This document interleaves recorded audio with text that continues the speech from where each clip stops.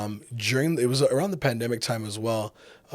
We reached out to Hudson's Bay. We're like, hey, let's just try. Yeah. Right. With cold calling, let's just try. So we reached out. Hold on, did you just find Hudson's Bay's email address on Google? Yeah, how do you do that? How do you even reach out to Hudson's Bay, bro? So I'm very, Mr. Hudson. Where do Mr. I find Bay? Mr. Hudson Bay? Welcome back to another episode of Bros Who Close. I think we're going to stick to our traditional fist pump. All right. All right. We got this packed again. Super excited for today's episode. We've got somebody special here today because I've known this guy from high school and actually even middle school. We go back to middle school. I've got Richard Ramsuchit. He's the co-founder of Local Market, which is a well-experienced entrepreneur starting his journey in his father's auto detailing business at the age of 14. Branched out into several different businesses over 2 decades. Self-taught, launching a clothing line. Taking an incense brand retail into 5 Hudson Bay stores with his wife's incense brand. Marketing and consulting for other small businesses. Event planning with the city of Toronto. And even partnering with a local craft brewery to launch a beer brand, highlighting the Caribbean culture. Holy smokes, man. You're an entrepreneur, brother. Dude, welcome to the show. Yeah, appreciate it. Thank you. I had this intro. I didn't even read it out until now. And I'm like, holy shit, that's a lot of accomplishments. I have so much to unpack. Yeah, for sure. Welcome to the show, brother. Thanks for doing this. Thanks for having me. Yeah, appreciate it. So give us your journey, man. I think that's what we want to hear first. I know we were chatting earlier a little bit. It's similar to what he said. Yeah, but I was like, All right, that's it. We're done. So, yeah, Episode's finished. It was getting so juicy. I'm like, Richard, stop over here, buddy. I'm like, we gotta see. Yeah, right before we went live, we were sitting in the other room. We'll call it the green room. And we're chatting. In wardrobe. The wardrobe room. Makeup and wardrobe. And Richard kept going on and on. I'm like, dude, we got to save this stuff for the fucking podcast. So take us welcome, through your journey, man. Like, I know that you were chatting earlier than how you got started really in business and in life and, your entrepreneurship journey, right? So Yeah, no, for sure. Maybe take us through that journey one more time and, where it all started. For sure. I guess the earliest recollection of doing something for business would be, so my parents were in flea markets growing up. Mm-hmm. They sold women's undergarments, lingerie, things like that. My mom had a store. My dad was in the markets. So, we'd spend time with them on the weekends going to the flea market, hanging out. My first business, I guess you could say, probably grade 3. So I'd buy baseball cards when I was little. My dad would give me, here's $10 for the day. And I was like, okay, great. Run over to the guy selling the baseball cards, grab a pack of cards. I think it was 10 cards for $1. So I spend my whole $10 on it. I get 100 cards. So I'd get a binder, one of my school binders, take out the paperwork from it, and put baseball card sheets in it and fill them up. And at recess, I would sell them to the kids for 50 cents each. And this was like grade 3, grade 4. And the first time I got caught was I was running on the playground and all the change fell in my pocket at recess because the bell rang. Yeah. And it was about $60 in like quarters and dollars. Whoa. So kids, instead of buying like juice and cookies, were buying baseball cards off me. Yeah. And when this all fell on the ground, the teacher caught me. And she's like, what are you doing? I was like, oh. So she's like, who told you to sell this? I'm like, my dad. So she called my dad, and my dad's like, I didn't tell him. And that was the end of the first business. So that peaked, and it went retail. $60 in grade 3? That's hitting a jackpot as a kid. It was honestly not, like, my pocket was so, like, it just fell out, right? Yeah, that's funny. So that's kind of like the first business I could think of. But growing up, in high school, my dad had an auto detailing business here in Etobicoke. We did a lot of contract work with dealerships, a lot of the dealerships that are still around today. Right. We were in charge of managing their cleanups, their rust proofing, paint protection, all that kind of stuff. My dad started in, I think it was 99. And, in high school, I wasn't necessarily the guy going to all the classes. I was enrolled there. And some days I'd be home just watching TV, and my dad would realize that, and he goes, hey, if you're not going to school, come and learn the family business. And I was like, all right, I'll just come to work then. So like 14, 15, I was there. We were managing, the employees. I was doing payroll, running the shop basically side by side. But when I got there, I wanted to be in the office with him, and he would tell me, hey, you got to go out there and learn how to clean the cars, because in the future, you got to know if an employee comes to you and tells you, hey, you're not, this stain won't come out. I can't polish this out. Right. So I started working. But at that age, 14, 15, minimum wage was probably $7.25, $7.35. And I was getting a full paycheck. And I was like, this is amazing. right? The only Rolling kid. in dough at 14. Yeah. You know. You're rolling in dough at 3 years old, and again rolling in dough at 14 Yeah, this is real money. Real money. So yeah, no, that was kind of the start of the entrepreneurship of that detailing shop, and growing up in it and running the business side by side with my dad. So you grew up in a household where your dad had a business, Yes. right? And so did that kind of play into your, role of learning entrepreneurship and business? Like, how much of your dad's influence do you think came onto you and that you picked up? I think through the shop, I did grow up in a household where my mom had the retail store. My mom's family comes from a line of business. Looking back on it now, a lot of things that my dad did, now I understand it. A lot of it, my dad didn't have mental health day. My dad didn't have Instagram, social media. A lot of the times I went, even when I was prior to 14, he'd have to wash all these cars for the next day, and we'd be there like 8 p.m., 9 p.m., and we just drying down the cars. And I just looked at it as I don't have to go to sleep, but he was actually preparing for the next day doing overtime, which is something I didn't realize. So growing up around the family business, I think definitely impacted me in learning to work for yourself. I didn't really understand entrepreneurship. I didn't know that was entrepreneurship. Right. I just go, it's work. It's what my parents do. That's just what we got to do. And even, we're Guyanese, so we're from South America. I was born here, my parents from there, but like we don't necessarily, they didn't necessarily come with all this business mindset. Like that was one of my dad's first businesses. He was a goldsmith back home. Right. So this is completely opposite of what he was doing. Yeah. So just kind of understanding that now that I did not know back then was, I grew up around entrepreneurship. Yeah. One of my earliest memories I have is you guys were at Dr. Flea's, right? On Yes. Highway 27. And Yes. yeah. I remember going there one time and seeing you, I think at the booth. Yeah. And that was the first time I seen you outside of school. I'm like, this guy has a job. And that was one of my earliest memories of seeing you on the Dr. Flea's. What's that business like? That business back then, so when my dad used to be at the Pickering Flea Market, and my mom used to be at Dr. Flea's. We had a retail store. We would use the flea markets to push the retail store because you would go there and then they'd give you a flyer. But that business at that time, very profitable. This is before the larger Walmarts, before Amazon. Right. How many years is going? This is going back like a number of years, right? 20, over 20 years. 20 years. Over 20 years. Over 20 years. There was no Instagram. Yeah, There was no no Amazon. Media. Yeah. No, it was very word of mouth. Like my mom's store, people come from the States because she carried certain sizes. Like they would drive because somebody told them. It was very relationship. Like, hey, you got to check out this place in Toronto. Right. And, she catered to certain demographics, which was hard to find. But this was not like they were getting, this is before, I remember there was a time where they were getting like products from China that looked like the products from here, which is what we know now as like counterfeit. But at the time I was like, that was crazy, right? But that's when you saw a lot of cash business. Yeah. You saw a lot of the same people coming back, buying the stuff, but very different time. Very, very That's different crazy, time. man. And, as a kid, growing up in that atmosphere, I mean, we didn't have that opportunity. For us, the entrepreneurship journey really started, when I started this business in real estate. But I didn't have that growing up. Our growing up was very different, right? Our growing up was, my dad's an engineer. My mom was a homemaker. And she kind of had, a business on the side. She was an esthetician.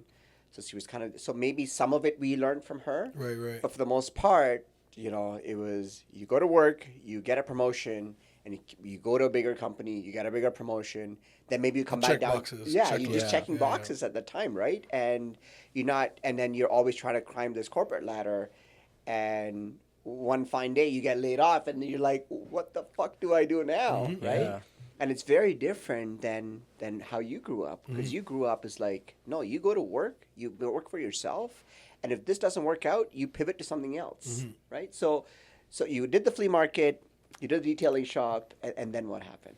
From the detailing shop, I branched out with my dad. This is probably going to be 2010 was the first time I branched out to my own. So with the detailing shop with my dad, we did a lot of contract work. So it was very rarely we do your car. It was word of mouth. If you knew I was doing it or you met us at the dealership, you'd be like, hey, I got to do my car, my wife's car, whatever. But it was never promoted because we were fortunate enough, busy with the contract work, that we were doing that. So I told my dad, I was like, hey, let's go branch out. I'll do it and start doing work for the public. And I launched a detailing shop in Brampton at Dixie and Steele's called Genesis Auto Detailing. So this was the first time out of the main shop that we went and we rented a place and we're doing work for the public. Right. And that was in 2010. we see how different. In 2010, I was paying $1,000 for 2,000 square feet. That's Wow. crazy. Yeah, at Dixie and Steele's. Ground level, obviously. Ground level. Ground level. Yeah, ground level, garage door, office, and two cars could hold. We could maybe squeeze 3. Yeah. Okay. But yeah, that And what was, were you charging per detail? average car was probably about $150. Damn. Wow. Okay. Yeah. So it wasn't cheap even back then. Like it was. No. Yeah, So but I mean, for a couple days of work, you could bang out like you could bang out your rent money. Yeah. yeah. But this is the difference. So coming from the contract world, Yeah. in the Yeah. business, when we went out for our own, we're just sitting there and like, Yeah. hey, Who's coming? who's coming? Right?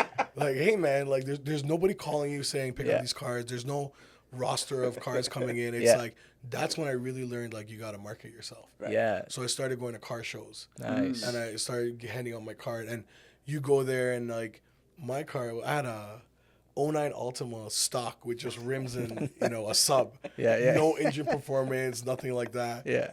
Guys are talking engines, mine's stock. But yeah, that's how you learned marketing. So car shows, we started sponsoring car shows, car meets, going to all the meets, parking up, talking to people. Started holding barbecues. We did a bikini car wash. That's pretty cool. Nice. All that kind, but really, that's where it went to like calling people.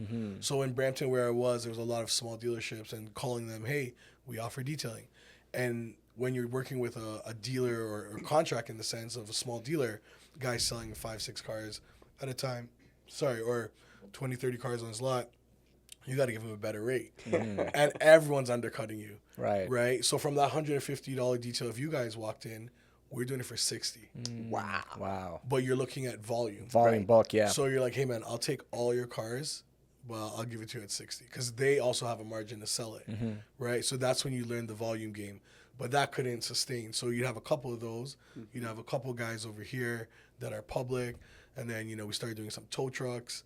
And then the community just starts kind of building with that. Right. One person gets to know. And back then, 2010, I think we had an Instagram, but I wasn't really using it. Right. But that was all word of mouth. That was all relationship. I'd go to body shops and say, hey, after you're clean, like after you're done your work, we'll clean it up. We'll come pick it up.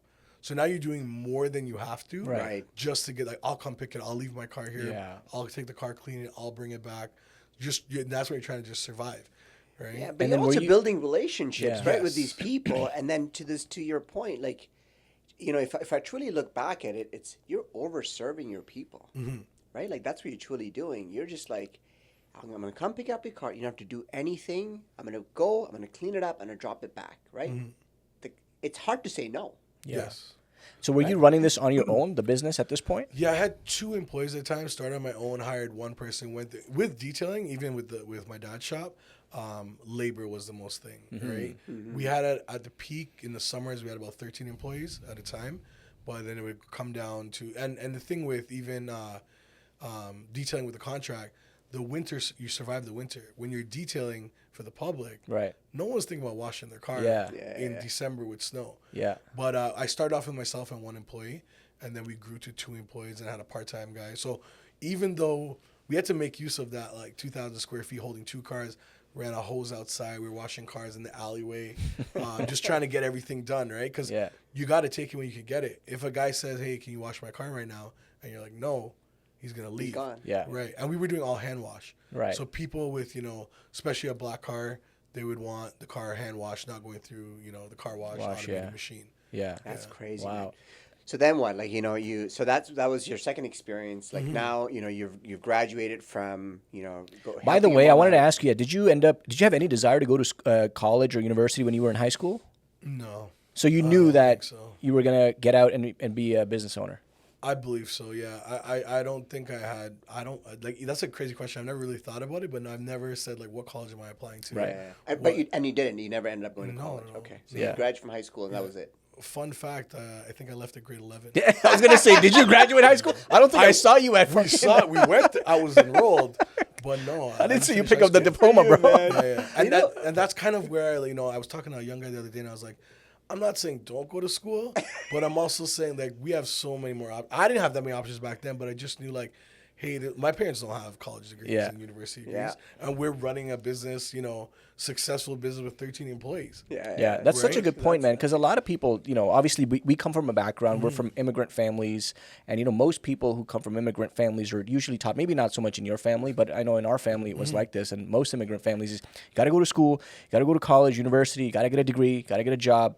Oh, buddy, That's the had I told my path. dad I'm flunking after grade 11, Yeah. he would have whooped, Oh, he dude. would have really whooped me. So I have a story, right? Because I dropped out of university Yeah. and then I downgraded to college, and then I still made out okay.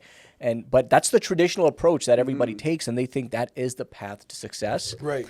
But nowadays things are changing a little bit. People are being more aware of you don't have to go to university to be successful, especially with our internet economy, the creator economy. People are making so much money from the non-traditional ways. Right. People are opening their eyes. But back then it must have been a little bit more taboo to drop out of high school. So I'll give you a funny story about that. Well, I don't think we had those conversations in our household. Right. My sister went to university, but it was never really like, hey, what college are you going to? Because they were both running their own businesses. Right.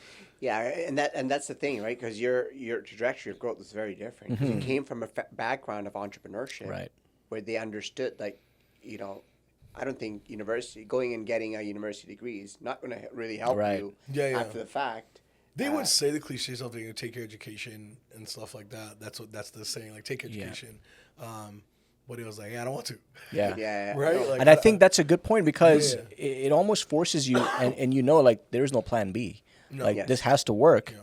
And if it doesn't work, I don't have a degree. Yeah. I don't even have a high school diploma, right? So The I thing got to is, make you this work. Also saved so many years. Like grade 11, you were 16 years old, right? From 16, by the time I graduated, I was 22. right.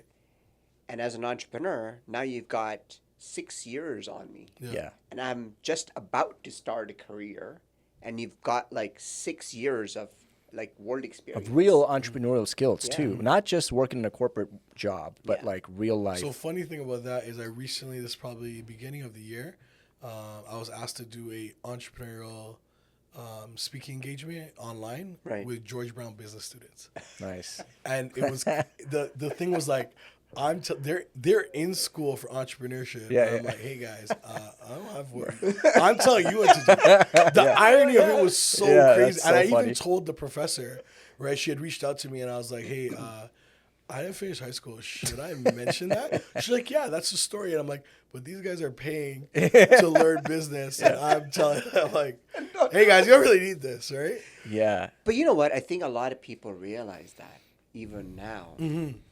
But there's something to be said about, to Sid's point earlier, is these days you don't really need any degrees. Right. Anything. You could be making millions from a laptop. Yeah. Not having to go. Everything that you need in life, I think, is available on the internet. See, the way I see it, somebody could go to college and then pay for the education the traditional way and learn theory. Yeah. Or they could go to you and say, hey, Richard, could you mentor me? And here's $10,000 or $15,000 that I would have put in my college education. And they could, Very true. people don't understand. You can fast track your way in life just Absolutely. by having the right people around you. And $10,000 or $15,000 is going to be maybe 1 year of The best college. investment you Yeah. make. Yeah, it's going to be You're the gonna get best. more of the practical experience than the theory and the book smart. Yeah. Right. Which is, there's balance. I thought about that the other day. I was like, if I did go to university and I had an MBA, like that would make you even more smarter in this sense. Like you have all the practical, but you have this. But then I was like, when you get to a point, you just hire the accountant. Exactly. You hire people that are smart. Right. Like, hey, I don't want to do the numbers. You went to school for numbers. You could just do it. Yeah. So Right? true, man. Did you read the book How to Win Friends and Influence People? Yes. He talks about, I forget if it was Andrew Carnegie or the steel manufacturer, right? He was brought to court, questioned like, hey, why should he was being questioned about his business practices, right? And he goes, you never went to university, you don't have a degree. Give me who was the last ex-president or who was this and what's the GDP of this? And he's like, see, you don't have the education, so why are you competent enough? He goes, look, I don't need to know any of this. I can snap my finger and have somebody come and give me the answer, right? And that was so powerful at that time because he's like, you don't need to have the resources. You just need to be resourceful, Yeah, right? so And have the right people True, around yeah. you who can get like you said earlier, you can hire an accountant, right? You can hire a business coach. as long as you have the right roadmap. Well, to that point, during the pandemic, when a lot of things went e-commerce and online, right? It's kind of just sidetracking it. A couple people reached out to me to say, hey, I want to start something online. How do I do it? I want to do this, I want to do that. And then I would just ask them a couple of questions because everyone was fantasizing about this online. But like you said, you can sit on a laptop and make millions. Mm-hmm. It's a very small percentage. Mm-hmm. It can be done. Yeah. It has been done. Yeah. And, they would say, I want to sell something online and everything. And I just go ask them one question after they do their spiel. I go, where do your returns go to? Mm-hmm. And they're like, what are you talking about? I go, somebody doesn't like the product. Mm-hmm. Where do they send it to? Right. Like, where do they return it? And they were stumped. I was like, do some more research. Like, that's just a simple, you're talking about making $10,000 a month and we're going to sell this product. We're going to drop ship it from China. I was like, and what if they don't want it? Yeah. Where does it go to your condo? Does it go to a P.O. box? Yeah. Do you pay for the return label? Yeah. Like all these different things. And it's like, oh, so definitely understand, like you could fast track your entire business with consulting or bringing a partner on to say, hey, you already know this space. Yeah. Right. There's always two ways of doing things, right? And we tell agents this too in our business is you can learn it on your own and it can take you maybe 2 years if you're really good. It can probably take you 5 years to really understand the business. Or you can join a team. Yeah. Or you can get mentorship or have, coaching consulting, and all you're doing is you're buying back your years and you're shrinking it down. You're compressing the time and you're getting everything you need now, right? And learning all those things like you talked about, like the little nuances people don't think about. No. So true. I mean, I wish I had that when I first started in real estate because it's like same thing. I came open my laptop. I'm like, what am I supposed to do? Like, what am I supposed to do now? Like, okay, make calls, right? It's just. Hi, do you want a house? Yeah, exactly. Like, I remember, man. Like my very first deal, one of my very first deals is my ex-coworker, and I was going through my exams, but I was so persistent. I was telling him like, hey man, can you just wait for me to buy your house? Yeah. And guess what he did? He freaking waited till I finished my courses. Yeah. But that was the learning, right? That was, and to your point, I would 100% pay somebody now to fast track my 10 years because I think I could have gotten here in half the time. Right. Yeah. Right? Had somebody mentored me or had I grown up in a family of serial entrepreneurs. Or just being around that community of realtors that you can just pick their brain and learn from them. Yeah, of course. Yeah. I want to talk. Yeah. No, hold on. I was going to ask Richard there's so much to unpack. We got to cover the two other things, businesses. That's what I'm going back to. So, you got learning from Mom's Flea Market, Dad's car shop, you open up your own. And then, Sid talked about a couple of other businesses that you opened. So how did that evolve? So after the detailing, I came back, after Brampton, I came back to Etobicoke to open up another shop. My dad was getting sick. So I came back to help run that shop. And then unfortunately he passed away. And when he passed away, we had to move from the dealership. We were on dealership premises, moved to another shop. And I ran that for a couple of years after, but the dealership started going internal with their work. They started, reducing. If it was 10 cars a day, it was 9, it was 8, 7, and it kept going down.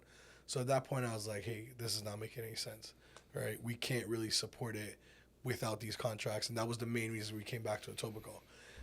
So from that, I closed up a shop. I had a conversation with my family, my wife, and I was like, hey, I don't want to do this, stop. And I got with a friend of mine at the time, we started doing websites. Marketing. What I found about designers, he was a very talented web designer, but very introverted.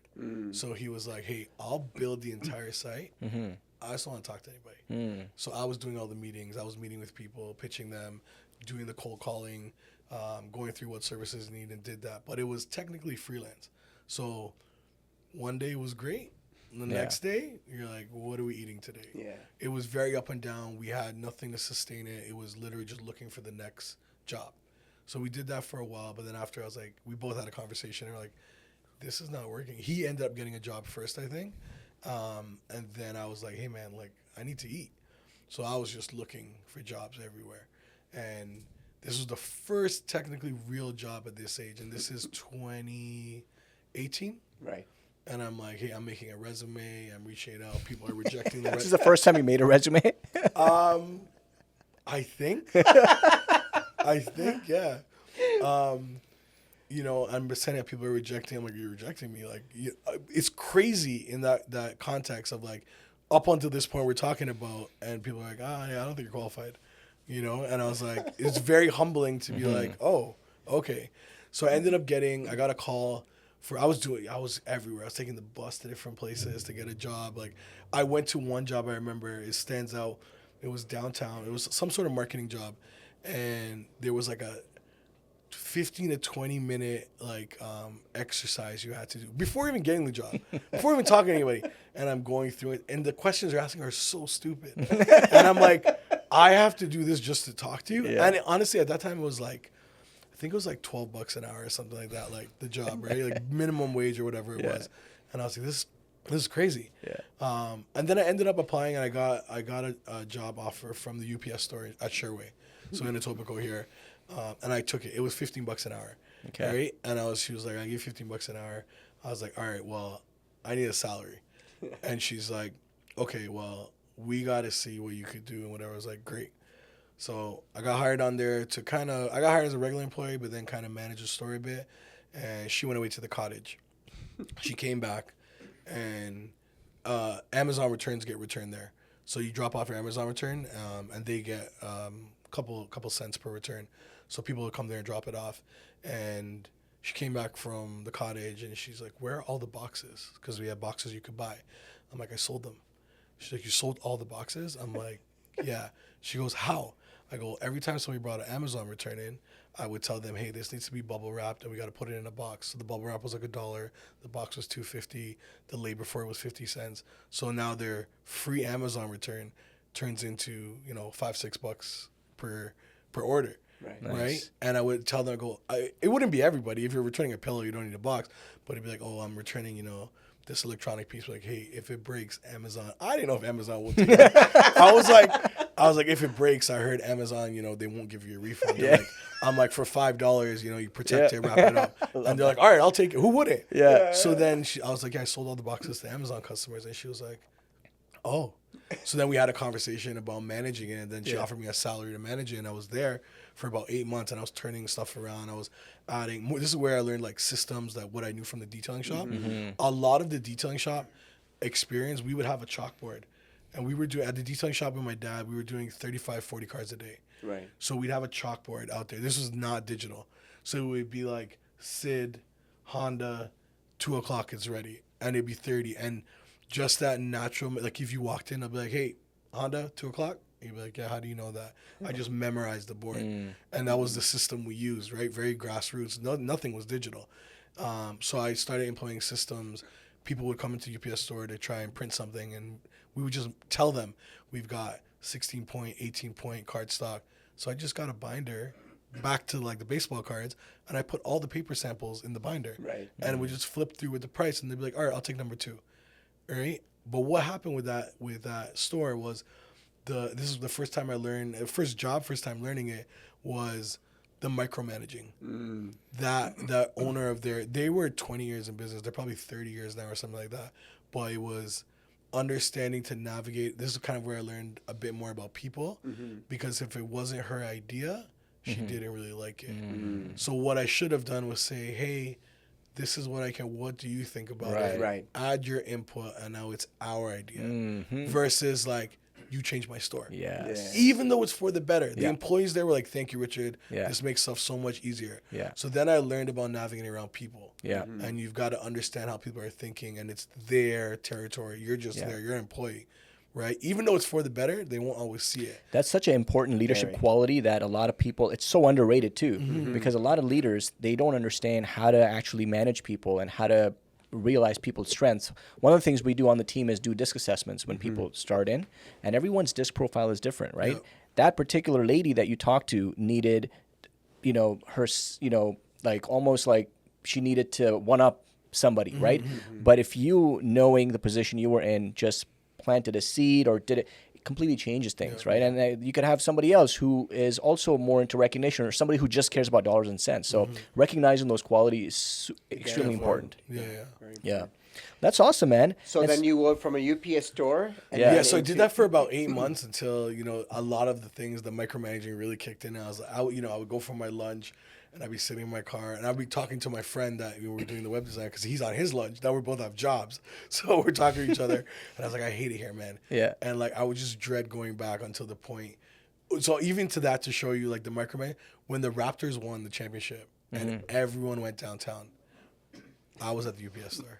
Oh, I couldn't leave. Serving who? wait, this is 2019? Yeah. Oh, wow. She's like, well, you can't. I'm like, the entire city shut down. Yeah. Like, can I go? Wow. And this kind of kicked back into entrepreneurs like, you're on someone else's schedule. Yeah, 100%. I'm like, man. I'm on like looking at Instagram. Everyone's downtown. there. It's like a once in a lifetime kind Yeah. of thing. And I'm at the UPS store.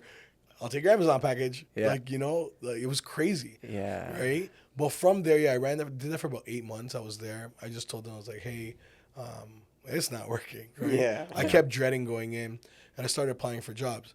And this is kind of going back to our college university conversation. At this point, you know, I have a bit on my resume.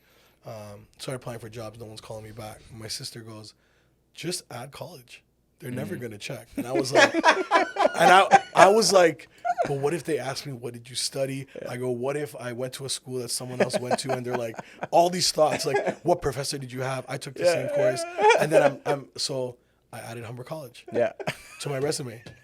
And people started calling me back. I I just added Humber College. That's it. And that was it. Never asked for a transcript. Nope. Never asked for I looked up Humber College. I'm like, what's their mascot in case someone asks, right? So it's like, Where are they located? Yeah, where are they located? Yeah, what campus? North, South? Where do they even run this program? Right? And they called me back. And I had an interview. And I had an interview with Vitali, which is Compound Studio. So they're a jewelry company. So they they have 3 brands under them: Vitali, Edelove, Clocks and Colors. Their warehouse in Etobicoke. I got hired as the customer service manager. Came in there. The other person was leaving or moving on to another position, and ended up managing the team there. Within the first couple months, I started turning things around. The owner asked me, they have a EU warehouse in Portugal. Mm-hmm. The owner said, can you go train the guys in Portugal? And I was like, okay, how? Right? He's like, do you have a passport? I was like, yeah. He's like, okay, you're going to Portugal. Yeah. And I was like, okay, like that's pretty crazy. So went out there, trained the team out there, got to see Portugal. Dana came with me. He's like, nice. She can come with you, just pay her ticket. Yeah. Well, you guys have a car, you have a Airbnb, you can see around, per diem spending. I was like, all right, why not? Went out there and trained it, came back. That was kind of my life for about 2 years. I was managing the customer service there. Yeah. Sorry, not in Portugal, 2 years. At the job. Yeah, we spent 10 days there. Nice. Came back, started doing that. Then a position opened up in the marketing department. They were trying to build loyalty and retention. Mm-hmm. So I got that position doing email marketing, SMS. So we were managing email accounts for 300 plus emails, 300,000 plus email subscribers, 3 different brands. And this is where I learned all 3 brands are different. They're all under the same hub, but there was a different voice for each brand. Mm-hmm. So Vitali was more, more modern, fashionable, streetwear. Edelove was like female, tattoos, things like Clocks and Colors was your biker guys. So even how you spoke to customers through your email marketing was completely different. Mm-hmm. Right? Mm-hmm. So learning to manage 3 at a time, did that for a while, was with them. And then during the pandemic, I was let go. Mm. So out of the blue, 9 a.m. I've never really shared this with much people, so they don't really know. But 9 a.m., my director was like, hey, can we jump on a call? And I was like, why not? Right? And he's like, what's your personal email? And then I was like, but I'm not used to this. I don't know what that means. Yeah. He's like, what's your personal email? I was like, gave it to him. And then he's like, yeah, you're no longer employed here. We're just, we're restructuring. Yeah. And I was like, okay. And then as I'm talking to him, I just see my screens go up. My Slack goes down. Oh, wow. My email goes down. They started logging me out of everything. Jeez. And I was like, wow. On the phone firing. That's crazy, man. Yeah. Just over the call. And I was like, okay. So I was like, what do I do now? Crazy thing to that was, this is during the pandemic. A week prior, Dana left her job for the incense business that we were talking about that was in there. Where it was like, hey, we'll run this off, my salary. You concentrate full time on the business. Let's grow it. And at that time, it was fairly new still. I was like, I'll do it. So a week apart, I lost my job after she quit. Wow. So at that point, it was just like, that's that entrepreneurship kicking back in. Right. Of like, I don't really want someone to have that control over me. Right. Mm-hmm. Right. And from there, a day or two was like, all right, what are we going to do? I was like, no plan B. Mm-hmm. Mm-hmm. We just got to do it now.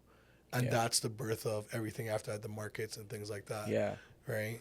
Wow. I want to fast forward a little bit, just in the essence of time, right? So the instant business, Reverse Your Karma. Yeah. You guys started that, and I know recently, this was maybe a year ago. You were pretty much, grassroots. You guys were Yes. knocking on doors and then very recently you guys got into the Hudson's Bay. Yes. So how did that come about?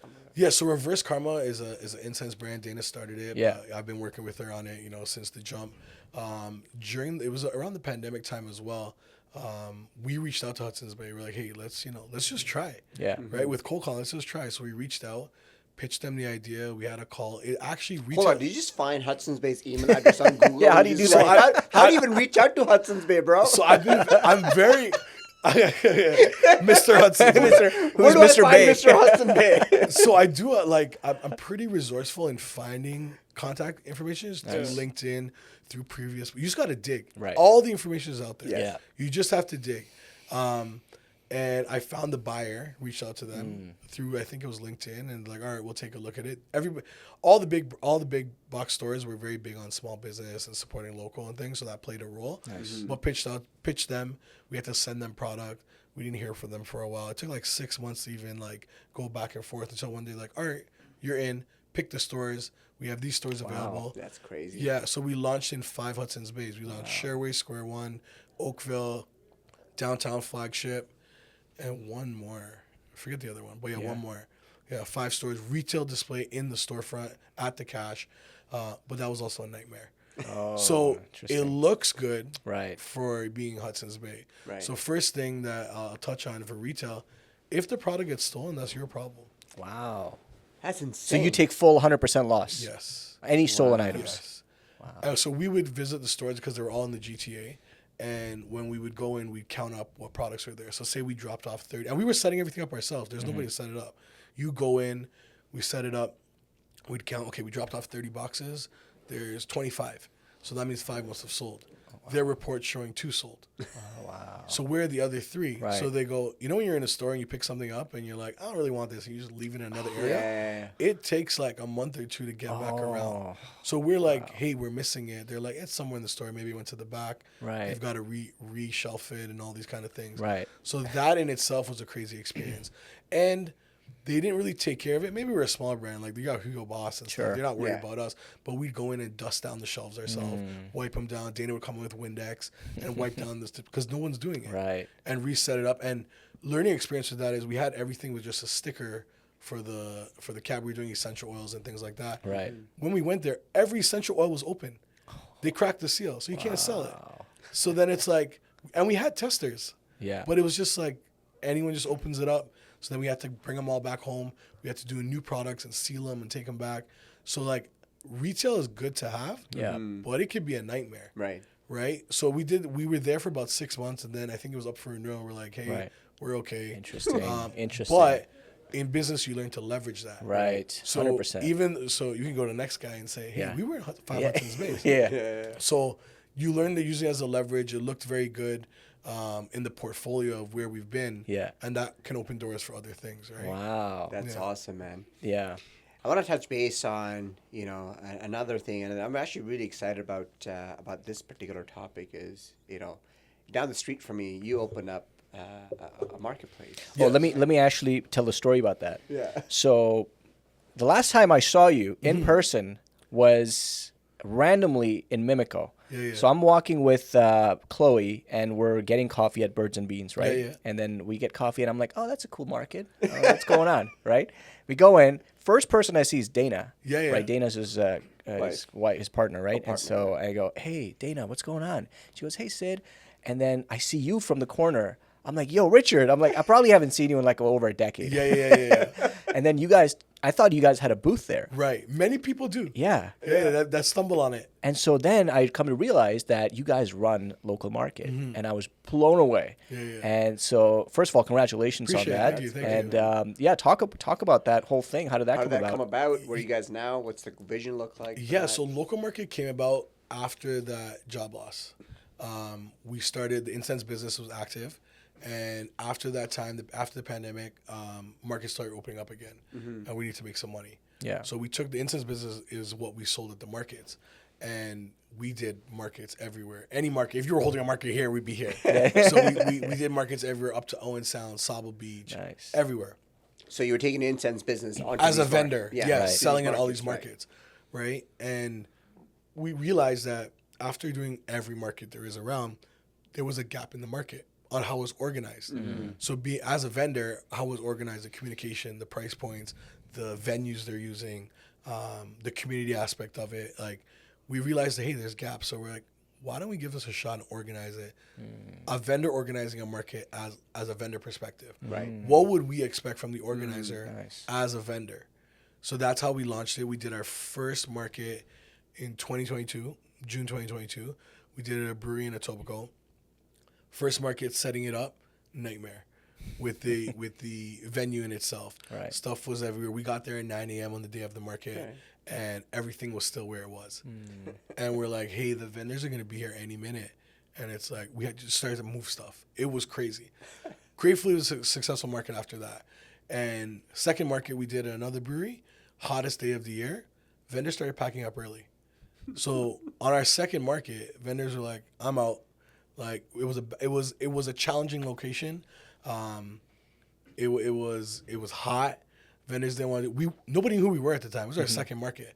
Probably had like 300 followers, and they were giving it a shot like how we were giving it a shot. Right. And just trying it out, close up, people leaving, and we're like, after it, we're like, should we even do this? Like, do we know what we're doing? Like, and we're like, hey, it was hot, and just keep going. Third market, we partnered with Hudson's Bay, one of the stores that we were in. Wow. The guy said, hey, let's do it here.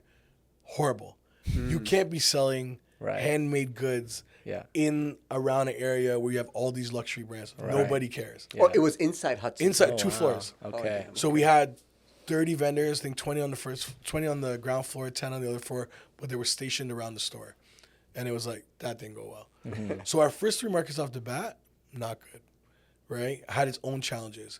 If we had quit then, we wouldn't be here today. Right. Yeah. And like, even like last year, I was telling you, we completed 22 events, 22 local market events, 4 different cities, 3 different BIAs.